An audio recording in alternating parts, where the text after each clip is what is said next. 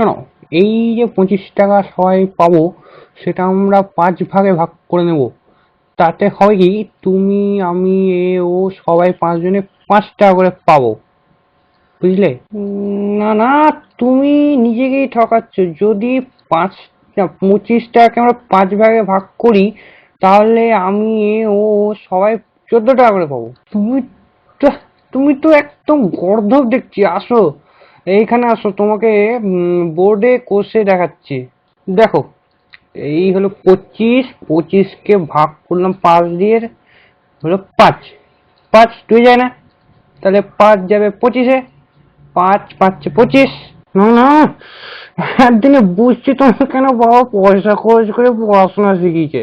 দেখো, 5, এই 25কে ভাগ করবো 5 দিয়ে, 5 2 যায় না, 5 তো বাবা 5-এ যায়, তো 5 একে 5 বেঁচে থাকলো 5 0 আর 2 20।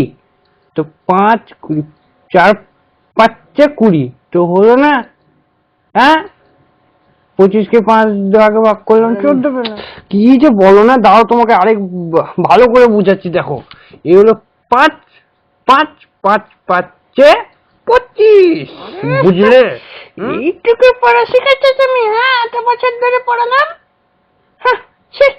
14কে 5 দিয়ে গুণ করলাম, 4 5 20, 5 1 5, 20 5 25। এই নাও তোমার না না, দেখো আমি তোমাদের দেখিয়ে দিচ্ছি। দেখো, এইবার দেখো, 5টা 14 যোগ করে আমি দেখিয়ে দিচ্ছি তোমাদের কিভাবে 25 হচ্ছে না। দেখো, ভালো করে দেখবা কিন্তু। 5টা 14 আমি যোগ করবো আর 25 হবে না। দেখো, 4 4 8 12 16 20 21 22 23 24 25 25। তাহলে বুঝলে, বেশি পড়াশোনা করতে হয় না কেন, হ্যাঁ?